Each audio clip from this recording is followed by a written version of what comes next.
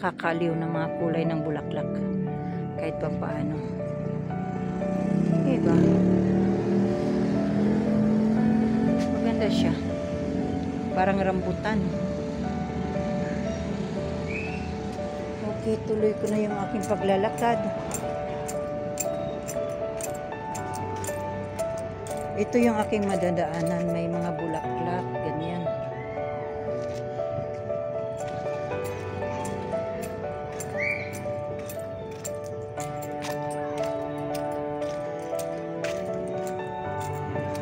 Hindi ko ganang i-ano yung place. Madi-divulge yung place. So, I need also to be careful. Ayan, may gym dyan, oh. Ayan, may gym dyan.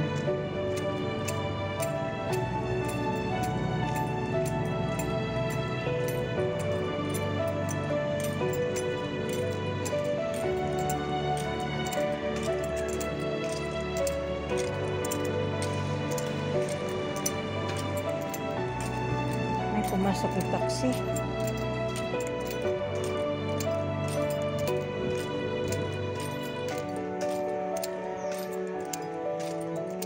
Dito muna, dadaan ko kayo dito sa may pond, yung koi fish. Oh, ayan oh, ang dami nila. But here, tingin ko nandito din yung, ayan, hinihiwalay sila. Di ba?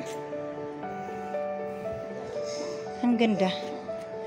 Napaka-relaxing. See?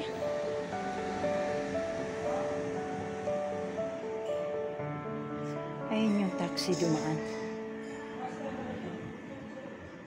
Oh.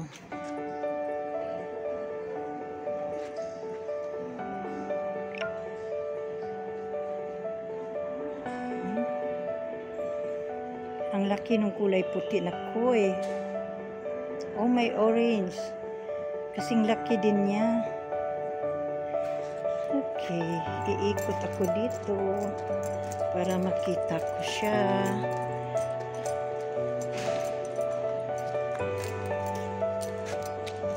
Ayan.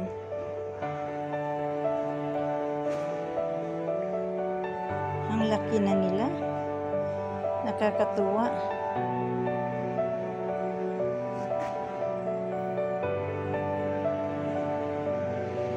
Ito lang muna yung nagiging ganap ko this afternoon kasi nga makulimlim at saka paulan-ulan, inday-inday yung ulan.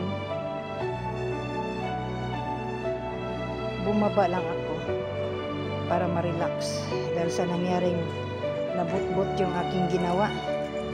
So para hindi ako ganong ma-stress, ayan, dito ako lakad-lakad din na ano dito sa koi pond.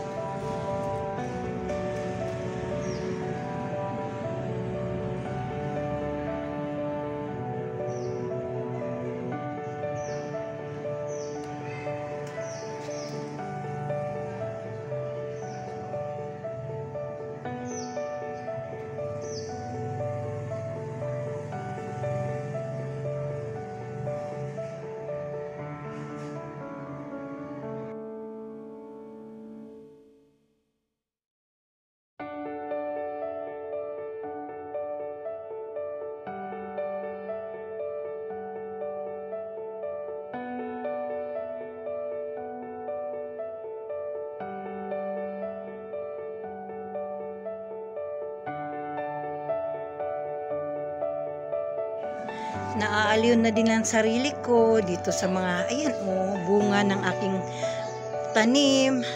May hinog na nga isang piraso, kuhanin ko yan. Ayan, nagkaroon ng hinog, may bulaklak pa yung aking kalamansi. Ayan siya. At ang aking, maambango pa, pura usog. At ang aking chili, itong hot chili, yung kulikot, ang dami-daming bulaklak. Ayan, mga ilang araw mamumunga na naman to. So, Dito lang natutuwa na ako, wala na yung aking stress. Plus maganda pa yung leaves ng aking green tea. Ayan. So, ito lang, positibong ano lang ginawa ko. Nagwakaton, nood-nood tingin sa abang nakikipag-usap sa mga bulaklak at dito sa aking mga tanim sa terrace. Okay, thank you guys. Thank you for watching. God bless us all.